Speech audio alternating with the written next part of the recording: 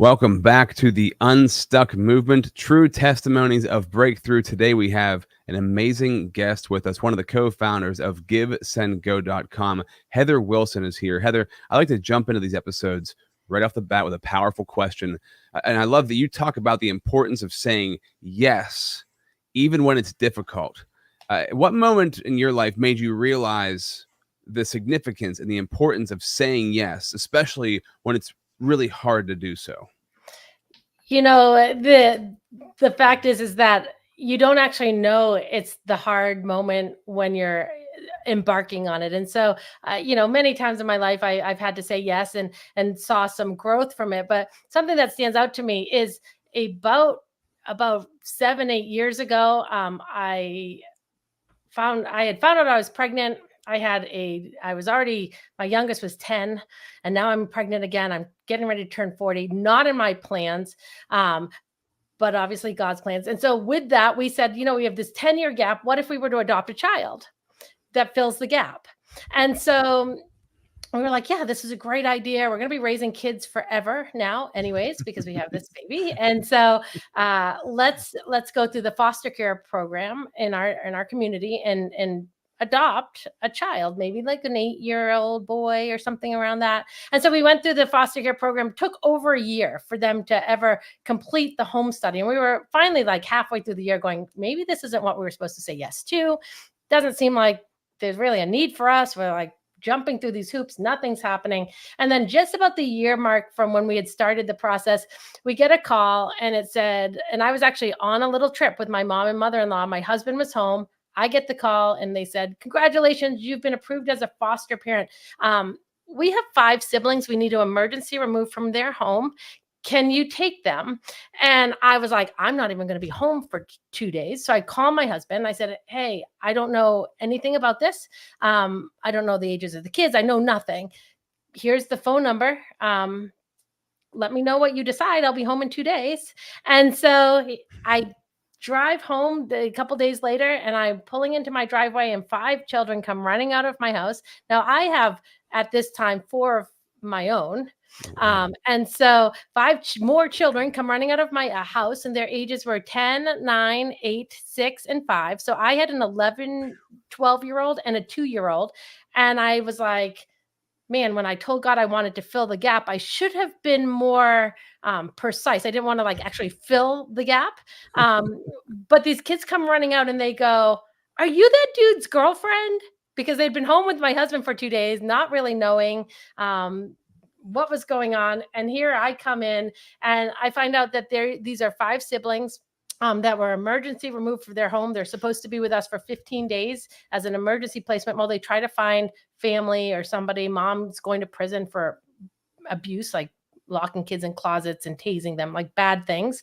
And it ends up turning into a 2-year placement of having all these children with trauma and all of that in our house. And so I had said yes to something that I had no idea the impact it was actually what I thought I was saying yes to wasn't actually the reality of what yes looked like. But because I said yes, God led me on a journey of learning that through the hard, because those were the hardest 2 years of my life, having all these extra children with lots of needs, with having to go to counseling appointments and school, none of them could read, and schooling and all of this stuff and temper tantrums and just everything. And I learned that I thought I loved like Jesus, but when it came down to actually sacrificing my life, like what Jesus love is, I didn't actually want to do it. I was like, no, this is too hard. Like there were days I'm like, I'm done. I just want to send them back. This is hard. I don't want to do this. And so the saying yes, often you say yes with one mindset, and God can lead you into a place. And I see that now as a training that God put me through, first to learn to love like him and sacrifice and what it really means to love, not just serving in the church for an hour on Sunday, right? Like it's where it actually costs you something. And then secondly, as Give, Send, Go started to take off, the amount of times that we said yes to things and it did not go as planned, I could look back and go, but God, what are you teaching me through this? Because I know when you say yes to something and the hard comes, it's not because God's not good. It's not because of any of that. It's because you're going to go on an adventure and hopefully come out on the other side a better human being than you ever would have been if you didn't go through the hard. Amazing. That's absolutely incredible, Heather. And just kudos to you for even putting yourself onto that journey. It made me think. So I have a 10-year-old and I literally have a 1-week-old today. Today's 1 week old. So I had the 10-year gap and I'm 41. So I'm thinking like, wow, okay, maybe I'm called to fill the gap. But be very specific. God, I want one child, this age, this. Right. But that's incredible. So I have so many questions about that. Before we go any further, though, this is the Unstuck movement. So I created this platform to give you the example that it's possible to find that breakthrough in your life that you're looking for. If you are stuck, the answers are perseverance, faith, strength. Just keep moving forward, and you're going to find the breakthrough you're looking for in your life. We're sponsored by the Connected Leaders Academy. Check out connectedleadersacademy.com. Today, this is Heather Wilson. In 2014, 3 siblings founded GiveSendGo to merge crowdfunding with spiritual hope. And under Heather Wilson's leadership, the platform has facilitated hundreds of millions of donations worldwide. GiveSendGo's journey of rapid growth and impact, particularly during politically charged moments, highlights its commitment to sharing the hope of Jesus. So you mentioned about having these 5 kids in your house for 2 years, and it was the hardest 2 years of your life. How did you learn to love like Jesus loves through that period? What are some things you can point to that really changed you? And I would say it's an ongoing process. Even to today, we have adopted one of the children, and it's So one of the 5 you now have adopted. We now have adopted, and so we now have 6 children. And the learning to lay down yourself, that really is the hardest thing. That is what love is, and we've been told as a culture, no, love makes you feel good. Like when you're in love, you should feel good. And if you don't feel good, then get out of it because it's not love. And that's not really what love is. Love's not this feeling, it's a commitment. And through this journey of foster care to adoption, and then into GiveSendGo, you learn that if you really want to love people, it's doing the hard things when you don't feel like it. And so from the foster kids, and I can't think of it was just constant hard, like from the laundry. I have a picture where my king size bed is just like a pile of laundry, just from a couple days of having all these children. It's all the little things. We want it to be like the one big thing, learn the lesson, move on. But it's not. It's the little things, the day in, the day out, of persevering, of not giving up, of resetting when you make a mistake and you lose your temper or you do something wrong or you didn't love like Jesus, resetting and saying, okay, it's another day. I can keep going. I'm going to get better at this. I am going to continue to learn how to really love people, both in my family and then in the world, because we're in a world that tells us we only love the people we agree with. And that's not love either. Yeah, that's really good. And I love asking people for quotes whenever we go into an episode, because I love the quotes that people live by, because it says a lot about, their journey. And what you sent me was, God is not picking on you, God picked you. So I imagine in your situation with the 5 foster kids coming in, it felt like he was picking on you, but he actually picked you to be the leader of that journey. What does that quote mean to you? And how did that go into GiveSendGo? How has that quote shown up in your life? It's actually funny that this quote has come to me fairly recently in some hard things I'm going through, even today. And I can look back over my life and apply this quote, but it's been something that is like, God is just really solidifying. I've had a really couple hard months from family things to children making bad choices and having to figure all of that out, and like big things, like things you don't want your kids to be doing. And then to a $300 million lawsuit in GiveSendGo, right? Like that we're Wow. being sued from the citizens of Canada, of Ottawa, and from the trucker convoy. And so there's all these big things that are going on. And there was a time just recently, a few weeks ago, that I was like, God, can we at least get through one thing before you pile something else on? And I'm not the only one who feels this. I know everybody has these times in life where it's like the refrigerator goes, the car gets in an accident, and your kid gets kicked out of school or whatever, right? Like, and it's like, can anything go right in my life? And I was framing it as, man, are you just picking on me? Like, these are all big things that I have to like walk through and try to navigate. I don't have the bandwidth for it. And I was reading my Bible, and this, I saw this quote, not in the Bible, but a quote somebody posted, and it said, God is not picking on you, he picked you. And it immediately stopped me. It was like God speaking to me through this little meme or whatever I saw. And I was like, okay, that reshapes everything in my mind. God picked me to walk through this lawsuit. God picked me to be in those foster kids' lives. God picked me to be the parent of the children I have now. God picked me for all of these things. And all of a sudden, my mind has started to shift from poor me, how can this all be happening, to God, what are you going to teach me through this? You actually picked me for this. And I want to do it well. I want to do it well, even when it's hard. I love that. That's so good. And if God did pick you, that means that he's going to equip you for it. Even if you don't feel like you're equipped right now, he will equip you for the journey 100%. to make sure that you're able to make it through it. That's really interesting because sometimes we feel like just life in general is like coming down on us, right? Things are happening to us and we don't know why. And we're like, what is going on here? To reframe that to a place of, okay, this is all happening to me, then God chose me to be here. So I'm going to be able to get through this, and he's going to give me the strength to get through it. And also the incredible things you're going to learn from it. Because, I also look at it this way a lot.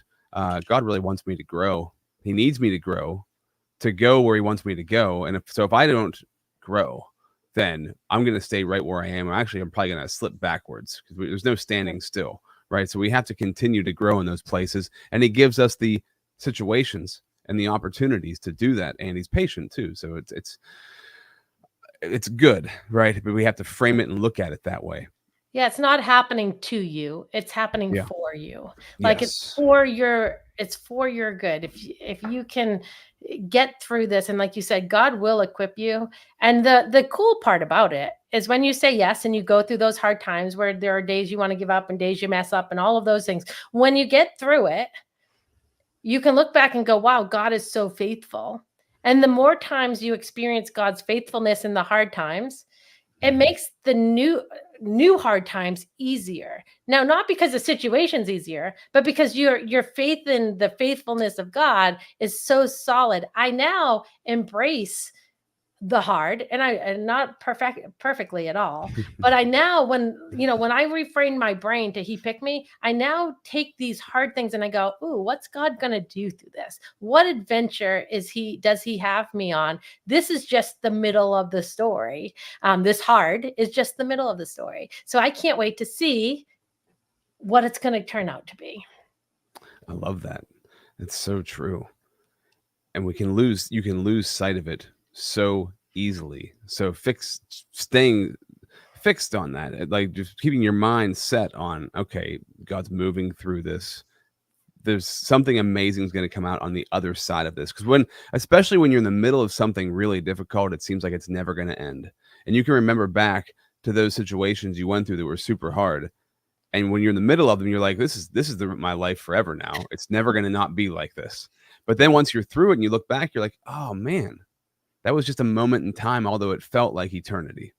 And so you have that example over and over again. He gives you that proof. He gives you that proof in his word, right? So throughout the Bible, there's tons of stories of that. But when it happens to you in your own life, those real life examples that you can point to in your own life, for me at least, they make an even bigger impact of like, oh, right, I know it happened thousands of years ago, but it's happening right now. And I've already gotten through these things. And without God, I wouldn't have gotten through them. So I'm going to get through the next thing that comes up. and it doesn't make the challenge less challenging, but it makes it easier to go through the storm, I guess, is a way to put it. Yes. When it comes to GiveSendGo, so how I don't know the story of GiveSendGo. I know this is an incredible organization that has had such a monumental impact for people around the world. What made you begin this fundraising organization, like from the beginning? Sure. So I come from a very large family. I have 6 brothers and 5 sisters, all the same mom and dad, no twins, not Catholic. Those are all the questions people ask. No foster kids in there or No anything? foster, no adoption, all just biological siblings. And we're a Christian family, a lot of family members in ministry, pastors, things like that, and missionaries. And we were seeing sites like GoFundMe becoming a thing on the back of social media, right? Social media is exploding. All of a sudden, these social platforms, hey, raise money from your social network. And we saw this platform where people would come together and help a need. Okay, your car broke down. Actually, that was the first one I ever saw on GoFundMe, was a friend who said her car broke down and she was asking people to donate to help get her car fixed. And I was like, this is so cool. I'm going to give $25 and help her get her car fixed. And everybody did. And she got her car fixed. And I was like, how cool to be a part of that. And it didn't like cost me thousands of dollars. Like I was able to be a part of something with a little. And we thought this is really actually what Christians should be doing. In the Bible in Acts, it talked about how the church, when there was a need, people would come together. And we thought this is really the digital age of the church in Acts, of when things happen in life and the unexpected, or somebody has a need, we should come together. And so GiveSendGo was born out of that. We said, let's let people raise funds easily. We definitely want it to be an easy way to raise funds. Funds are necessary on those tragic and hard times in life where some unexpected circumstance happens. But we also know that, or we know that there's a hope greater than just even the financial things that go on in life. When you lose a child to a car accident, you can raise $1 million and it's going to help alleviate those bills that you're going to have. So you don't have that worry of the money. But God promises the peace and the comfort through that hard time. And we said, what if we could marry those two? What if we could have like a platform that shared help and hope? What would that look like? And so GiveSendGo was born out of that. We said, let's be a platform that shares hope with people. And so we hired a hope team that calls every campaign and says, hey, I'm from the hope team at GiveSendGo. I see your campaign for your cancer bills, your cancer. Can I pray with you right now? I see your car accident, your pet campaign, your whatever it is, your missions trip, right? Like I see that you're raising money. Can I pray with you and let you know you're not alone in this? And we've seen so many people that don't even have a relationship with the Lord that are just coming to us because they like us better. Like come to our site and go, I'm an atheist. I don't even believe there's a God, but I can't stop crying. Like someone called me and prayed with me. And wow. I just can't believe someone cared about me like enough to call me about this bad situation I found myself in. And so we've seen story after story. And I'll tell you actually real quick, really one of our solidifying moments, so we hired this team, they're calling campaigns. They just call the oldest campaign to the newest and keep trying to, new campaigns are getting started and they're just catching up. It's all random, right? And when they're calling, it's not like on any certain timeline. And one of our prayer team calls this lady and her daughter had committed suicide, postpartum depression, left behind a baby, boyfriend then committed suicide. It was just a messy, sad situation. Oh, man. And our prayer team, our hope team goes, okay, they read the campaign and, this is heavy. A lot of campaigns are heavy. And they go, okay, let me call this lady. Hi, I'm so-and-so from GiveSendGo's Hope Team. And I just wanted to know, I'm so sorry to hear about the loss of your daughter. I just wanted to call and let you know we're praying for you. Is there anything specific we could be praying for you right now? And the lady just starts bawling and she goes, you don't even understand. I just pulled out my gun and I was going to end my life tonight because I feel so alone and overwhelmed. And God had us our team here at GiveSendGo, a crowdfunding platform, fundraising. That's what we do, fundraising. And God had us, this fundraising platform, reach into somebody's life and let them know they're not alone, that there is hope, there's worth living on this earth. And we followed up with her and made sure she was connected to a church and things like that, made sure she had the tools she needed. And at that moment, we said, this is why we do what we do. It's great to let people raise funds. It's needed. But if we can even hit one person who felt alone and let them know they're not alone, it's worth it. This is why we do what we do.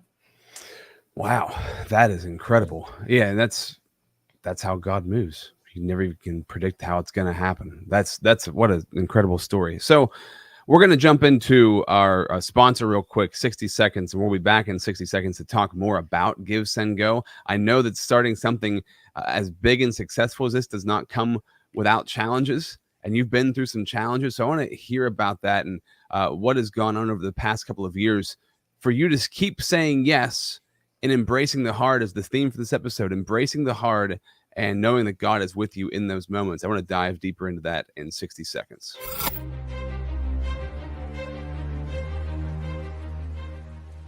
Hi, my name is Jose Escobar, and I'm the founder and CEO of the Connected Leaders Academy.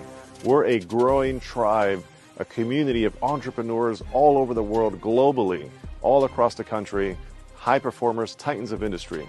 If you're an entrepreneur and you're looking to grow personally and professionally, scale your influence, develop your skill sets, move the needle in your business, more clients, more money, more profit, the bottom line, and of course, grow your circle and your network like never before, this is where you want to be.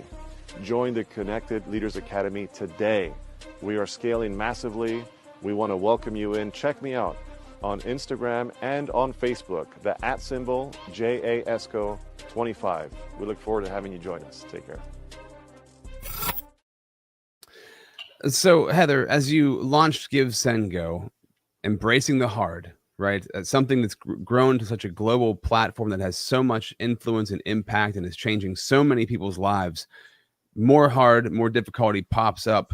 And how have you embraced? I mean, going back to your original story of, fostering those 5 children for 2 years, being the hardest phase of your life. What was God preparing you for as you stepped into this platform? I think a lot of times we should be thankful that we don't know exactly what's ahead, right? Like that he prepares us enough. He gives us what we need for the day, because if we knew, we might just cower in our beds and never get out. And so what God was preparing us for. So for years, we built GiveSendGo. We bootstrapped it. We owned it.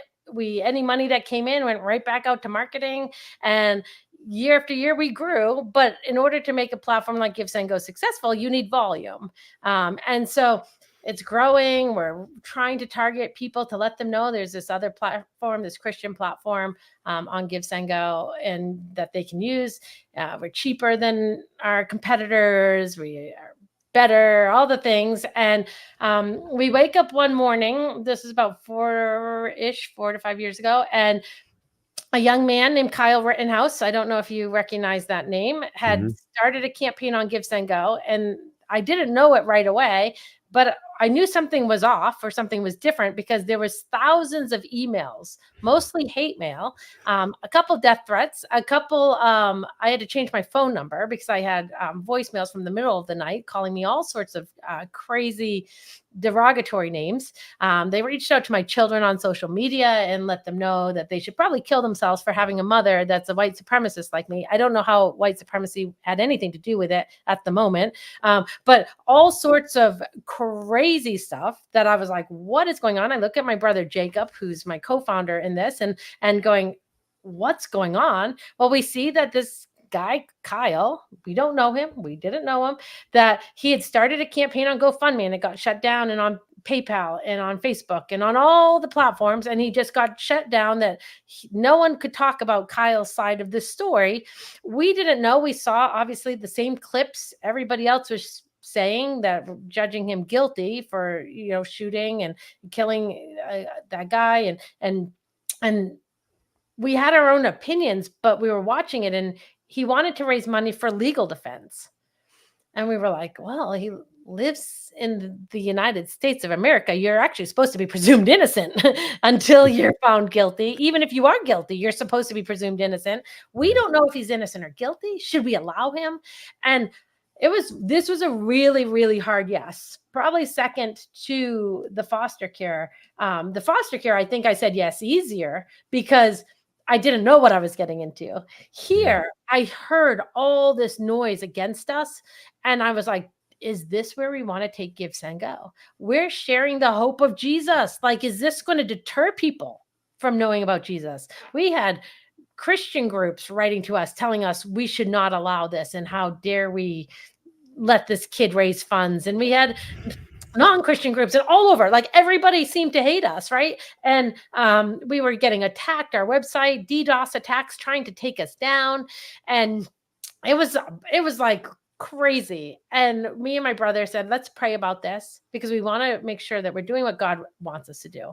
And so we sought counsel. We did a couple of days of fasting and praying, and we came back together and said, no, we really actually feel like this is probably the moment why God created us. If this kid who lives in the United States of America, who should have due process, isn't getting due process, we're going to stand for his freedom because it came at a high cost. My brother's a military vet.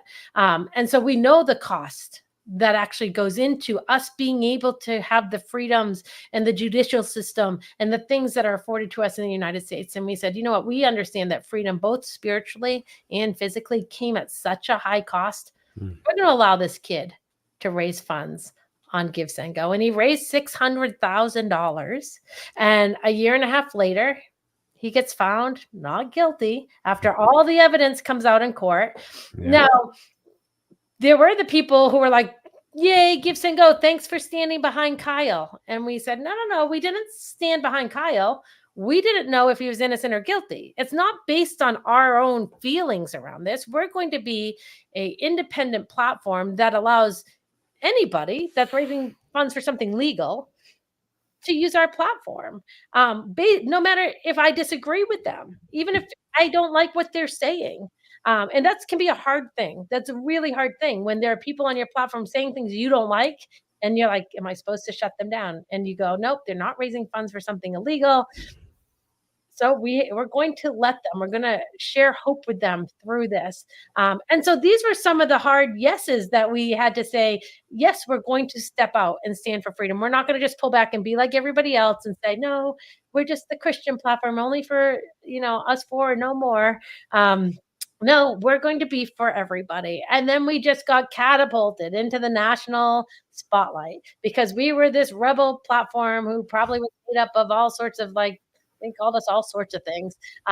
And we said, well, we're going to continue taking this stand because it's that important. It is that important. And we saw all sorts of campaigns come to GiveSendGo that the other platforms shut down and censored that weren't necessarily illegal things. It was legal bills or all sorts of stuff. And we're like, wow, this is crazy. When you start seeing the actual agenda, you go, this is actually crazy. And being a Christian, I'm like, it's not too long before anything I believe is called hate speech, right? And so I want to be the platform that the underdog, the person who has something to say, has a place to be able to say it, even if I disagree. And so we went into that. And then about a year and a half, the timeline all gets crazy. That's why I have a timeline for me. But there was a big protest up in Canada. Truckers were driving across the country to fight against vaccine mandates, push back, have conversation with their government, and GoFundMe shut down the campaign. It had raised millions over there. They shut down the campaign. And so the truckers had come to us because there was already a trucker campaign on our site raising money and getting the money. And so they were like, oh, let's go to GiveSendGo. And again, we got attacked. Hackers, everybody trying to take the site down. But in a couple weeks, $13 million was raised for the Canadian truckers to continue their trip across the country and to protest. And the Canadian government did not like that. They kept telling us we had to shut the campaigns down. We said, no, we don't. We're a US based company. We're not shutting these candidates. Nothing illegal is happening. And so then my brother Jacob and I had to go and speak in front of Parliament and explain Wow. we didn't shut the campaigns down when they asked us to. And it's just been one adventure. And so Parliament, not my cup of tea, like having to speak in front of that body. I was like, I don't want to do it. We did it through Zoom because it was still around the COVID time. So I had said to Jacob, my brother, this is another say yes moment. I said to Jacob, you speak, because he's very like business minded. He's very calm and concise. He thinks. I'm emotional and I'm just like, I say whatever's on my mind. I don't much better for having him speak at Parliament. And so we're both there.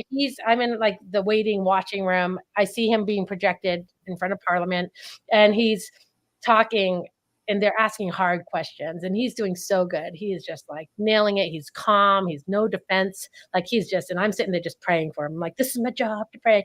And I keep feeling like God's like, yeah, but I might want you to say something. I'm like, yeah, I'm saying something to you, God. Like, this is my Yeah.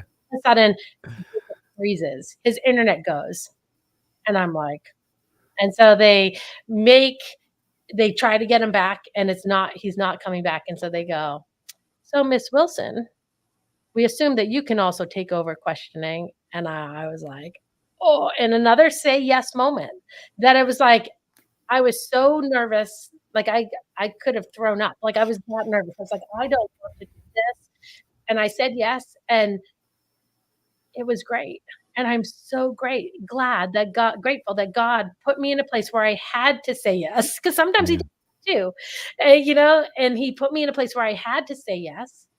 And because of it, I had an experience where I was able to bring God into conversations around Parliament. I was able to speak truth, and I was able to defend our position. And I wouldn't have been able to do that if I hadn't said yes. And this was a yes that God forced me into, but I'm grateful. So when you have a yes where God is like kind of forcing you in, it's not your favorite, it's going to be awesome. That's all I can say. It's going to be awesome.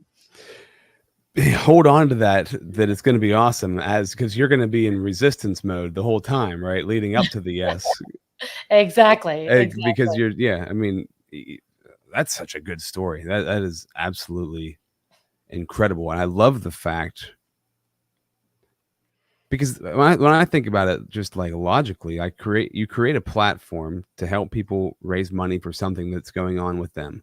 If it's not illegal what they're raising money for, then it should not matter what their beliefs are. You are just a source of hope for people to raise money for things that they need. And so just by being that and standing on that, you get attacked because somebody's trying to raise money for something that somebody else doesn't agree with on your platform. And through that, you get death threats, you get hackers, and people want to shut you down. But you stood ground through that. And I know you've been through it now, right? So you're on the other side speaking about it. Can you speak to how you were feeling? Like because the Kyle Rittenhouse thing, that was in America, that was huge, right? That whole story was just ridiculous. It was on TV every single day. Not that I watch TV, but it was everywhere you look, that story was there. Everybody had an opinion. They all wanted to talk about it. Yeah, everybody had an opinion. And I've always been somebody, I can be very open-minded, I guess, which is a gift and a curse, to the sense of I like to see things out. I don't jump on a side. I'm like, I don't actually really know what's going on here. I wasn't there. I have no idea what actually happened because I wasn't there. And I feel that way about a lot of things in life. Unless I get a word from God, and if I wasn't in the situation, then I truly don't know what happened. But there's always like a secondhand account you can hear from. But with that, unless I was there, it's a different story. So, anyways, thinking about that and you going through that, what was it like going through that experience? How did you said through prayer and fasting? How did you hang on through those times? That had to have been incredibly stressful and also scary. The world's kind of like coming after you. Yeah, it does it. It immediately breeds a little bit of a fear in like the unknown. Like, this is something I don't know. Talking to my husband, like, I don't know. Are people going to come find where we live? Like, you just don't know. Our world is crazy. And so one of the things that year, at the beginning of the year, I had been spending some time with the Lord, and I said, God, what is something that, like, what's a word? Some of my friends will be like, God, give me a word for this year, like that you want to teach me. So don't necessarily recommend it unless you really want to go through some things. Because I was like, God, what is a word this year, like that you would want? And I just kept feeling like God is faithful. And I was like sitting there and I'm thinking about it. And I was thinking back over my life and all the times where God has been faithful in hard things. And I was thinking about it and I was like, yeah, you know what? Faithful. I think faithful is like that God is faithful is my word. And I felt like impressed upon me that God wanted me to not just know that he was faithful, but that know he's faithful today. That it's easy to look back and know he's faithful because you see how it all wraps up in a bow. But can you say God is faithful today when the crap is hitting the fan?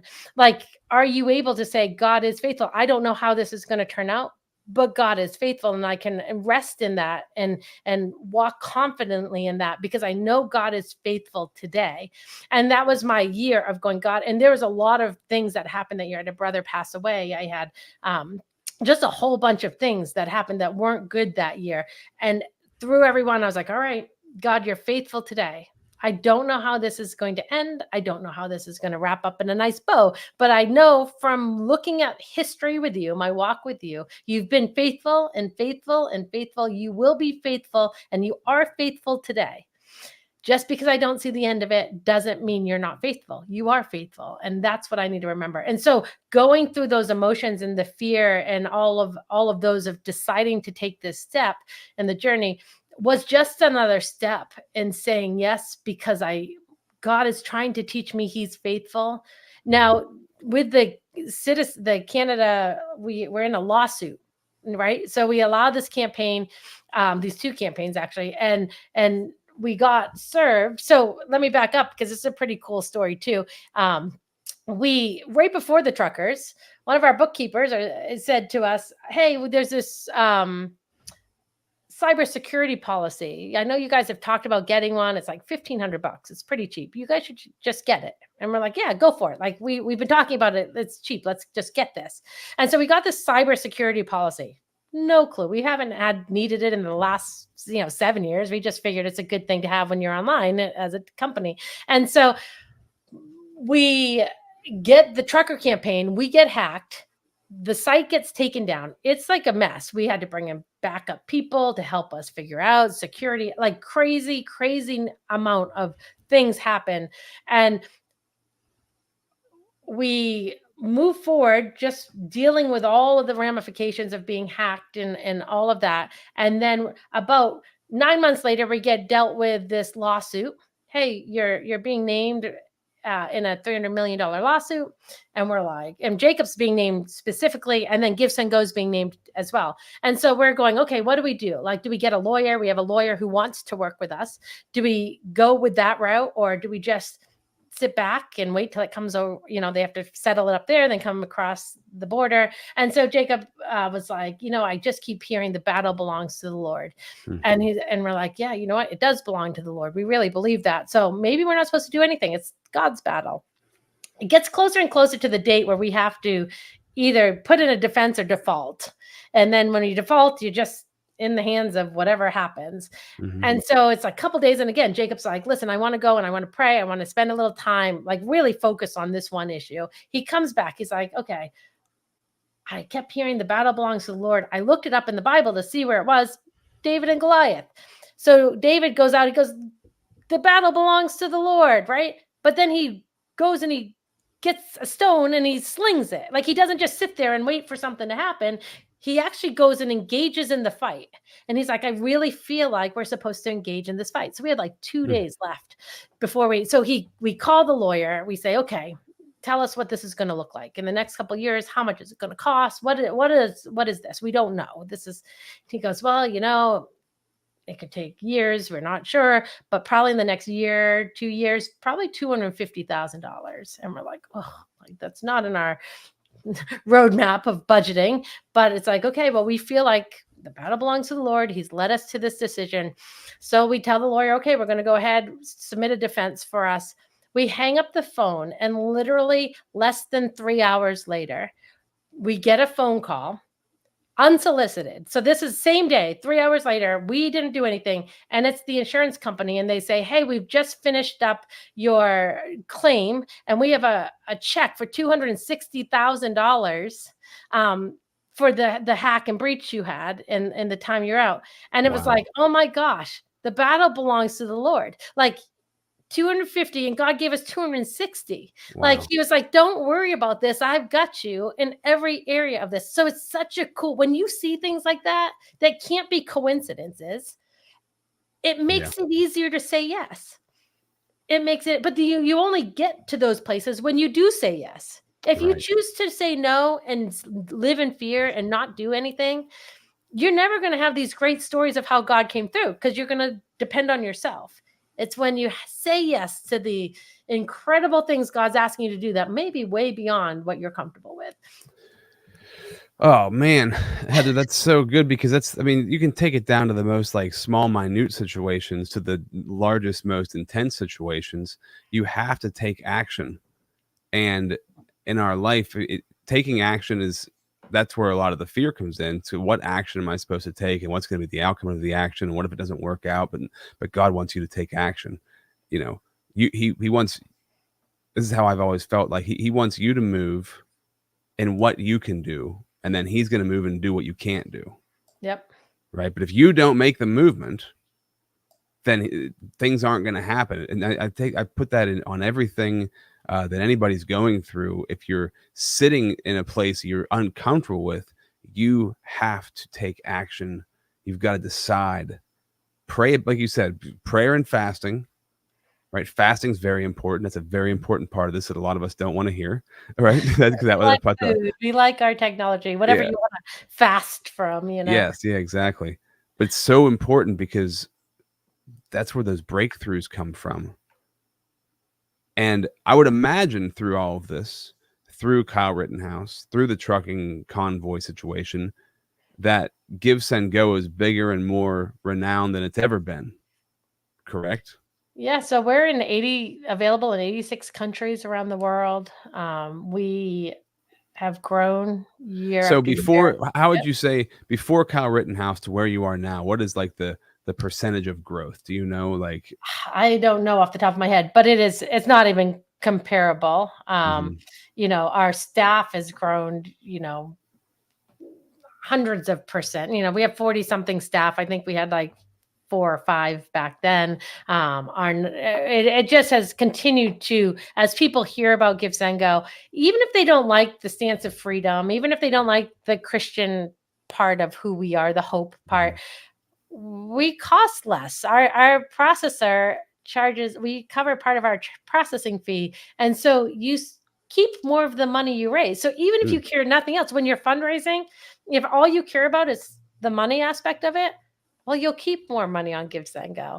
And so we have so many different reasons why people choose GiveSendGo. Some is because they know they'll get a hope call and they need that in their life. Yeah. Some choose us because of freedom and they know they'll be shut down off any other platform. Some choose us because watching what some of the other platforms do, they do not want to give their money to support what some of these other platforms are supporting and saying is good, which it's not good. People use us for all different things. And because of that, we're watching ourselves continue to grow. We want to be the global leader in online fundraising. We don't want to just be the alternative. We want to be the replacement. We want to be the platform that is so good, that is so much better, that people can come to and find freedom and hope, that there's no other choice for people but GiveSendGo. Incredible. What a great story. What a powerful story. Thank you so much for sharing this. And thank you so much for doing what you're doing and stepping out in the face of all of those challenges, saying yes, embracing the heart of it, but also just trusting God and letting him move through everything that you're doing. So if people want to find out more information or they want to use GiveSendGo, they can just go to GiveSendGo.com. It's that simple. My dog's barking right now like crazy, if you can hear that. And if I guess anything you want to leave the audience with before we sign off today, anything we haven't covered that you'd like to include? Yeah. So again, if you want to support us or support somebody, go to GiveSendGo, use GiveSendGo, share it with somebody. You might not need us today, but there will be a day when maybe not you, but keep your eye out. There are people in our communities that are hurting, that tragedies are happening to. You can start a campaign for them and then add them as the recipient, and they'll get the money. So you don't even have to touch the money. So be watching for opportunities to reach out and be that person that provides hope for somebody going through hard situations. And one last little plug, we have something that I think is one of the best things out there. It's called the Giver Army. And the Giver, you can go to giverarmy.com or you can find it on the GiveSendGo website. But the Giver Army, what it is you sign up to say, listen, I want to be a part of an army, again, bigger than myself. And I will commit to giving minimum of $5, $5, 10, whatever you feel comfortable a month. And I'm going to pick one of these categories. Maybe it's pets, maybe it's medical bills, maybe it's missions trips, whatever. There's 12 categories. You pick which one you want your money to go to. And then every month you give the $5, it's automatically drafted, and it goes into the pot for whatever category you chose. And then our charity, our GiveSendGo charities, will take all that money and go find campaigns on GiveSendGo in that category and give money to them.